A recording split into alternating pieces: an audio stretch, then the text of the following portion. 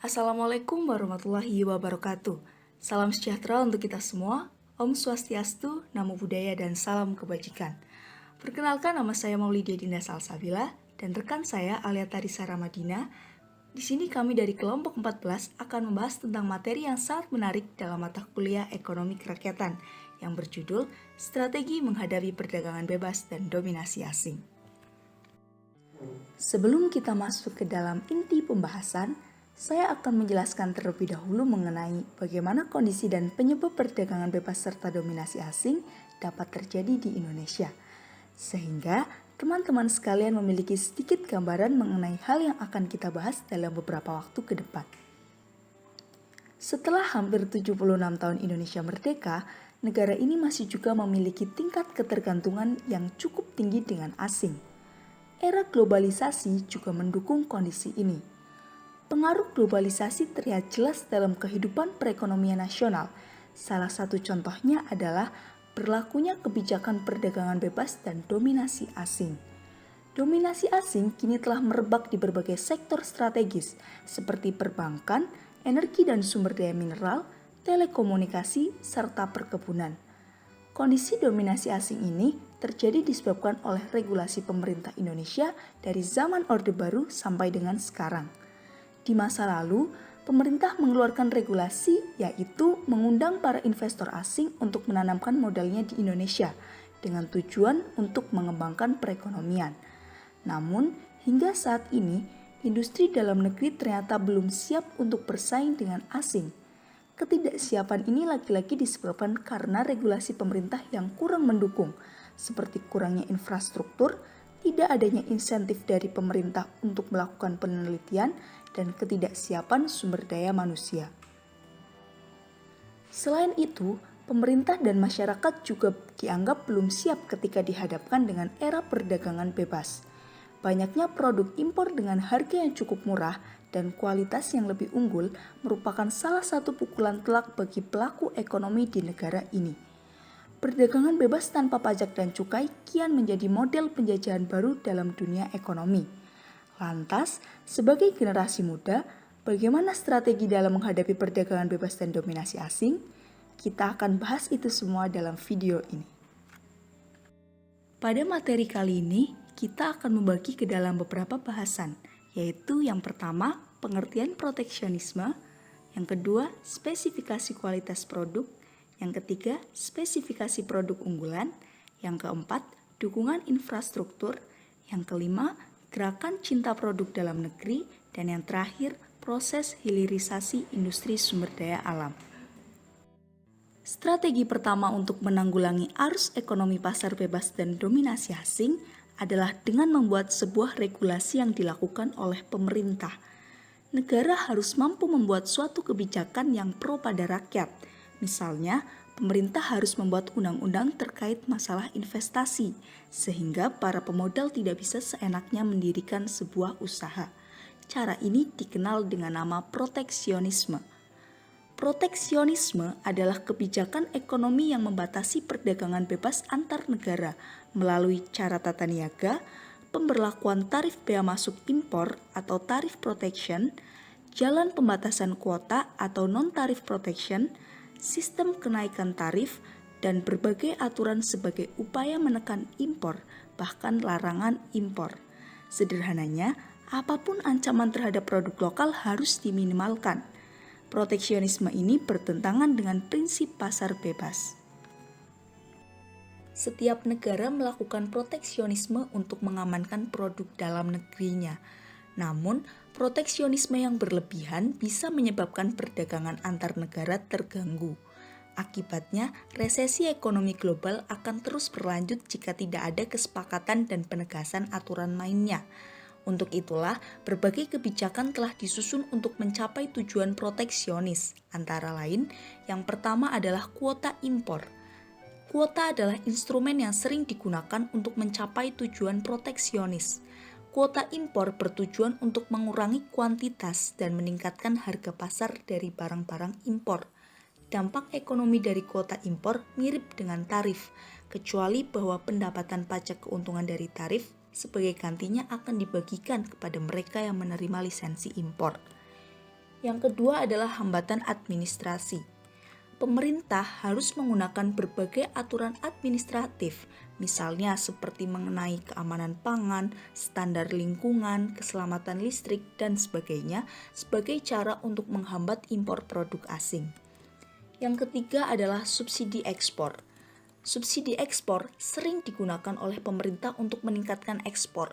Subsidi ekspor adalah kebalikan dari tarif ekspor, di mana eksportir dibayar sesuai dengan persentase dari nilai ekspor mereka. Subsidi ekspor meningkatkan jumlah perdagangan. Dalam negara dengan nilai tukar mengambang, subsidi ekspor memiliki efek yang sama dengan mengimpor subsidi. Yang keempat adalah manipulasi kurs. Pemerintah perlu mengintervensi pasar valuta asing untuk menurunkan nilai mata uangnya dengan menjual mata uangnya di pasar valuta asing. Hal ini berarti meningkatkan biaya impor dan menurunkan biaya ekspor, yang akan berdampak pada peningkatan neraca perdagangan.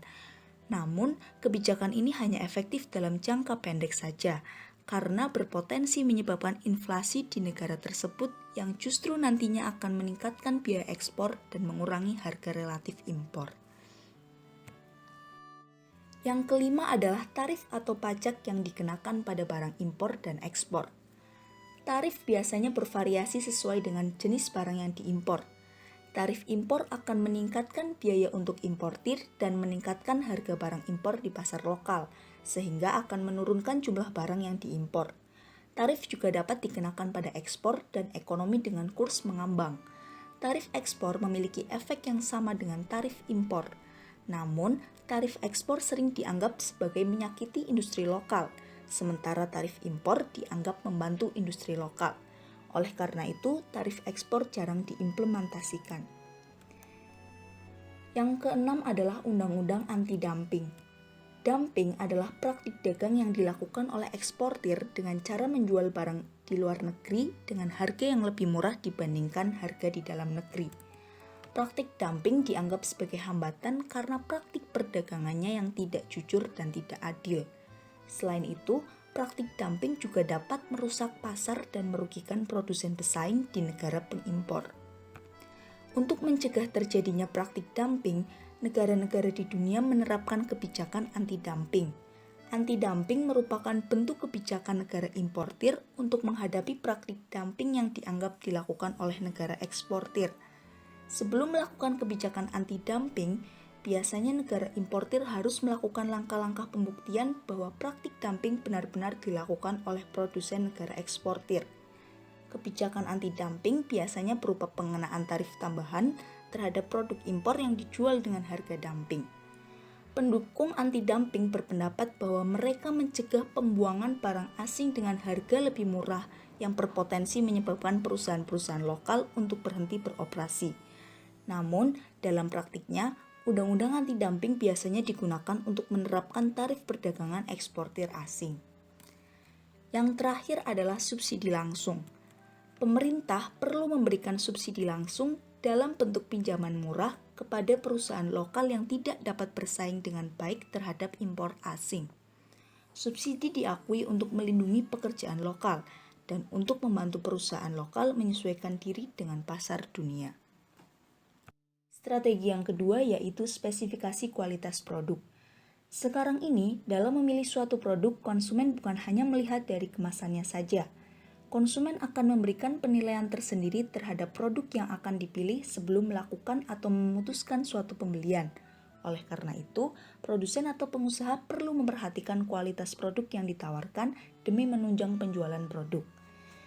Kualitas merupakan keseluruhan ciri dan sifat dari suatu produk atau jasa yang bergantung pada kemampuannya untuk dapat memuaskan kebutuhan yang diharapkan pelanggan.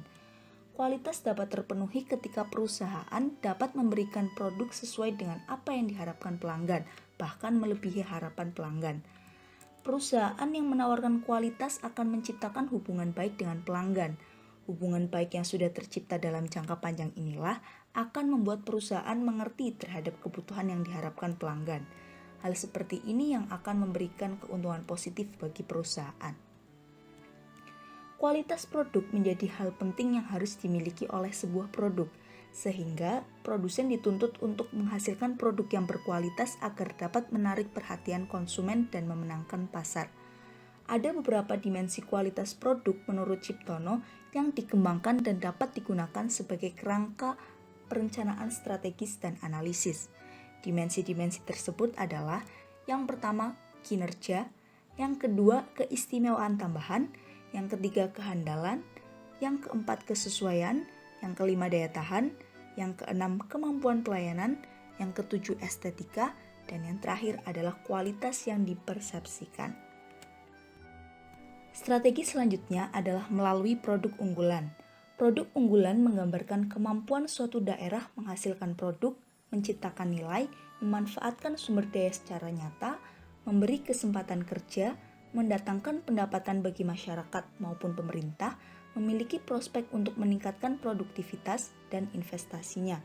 Sebuah produk dikatakan unggul jika memiliki daya saing sehingga mampu menangkal produk pesaing di pasar domestik dan atau menembus pasar ekspor. Kriteria produk unggul adalah komoditi yang memenuhi persyaratan kecukupan sumber daya lokal, keterkaitan komoditas, posisi bersaing, dan potensi bersaing. Menurut Direktorat Jenderal Pembangunan Daerah, kriteria komoditas unggulan sebagai berikut. Yang pertama, mempunyai kandungan lokal yang menonjol dan inovatif di sektor pertanian, industri, dan jasa. Yang kedua, mempunyai daya saing tinggi di pasaran, baik ciri, kualitas, maupun harga yang kompetitif, serta jangkauan pemasaran yang luas, baik di dalam negeri maupun global. Yang ketiga, mempunyai ciri khas daerah atau tempat tertentu.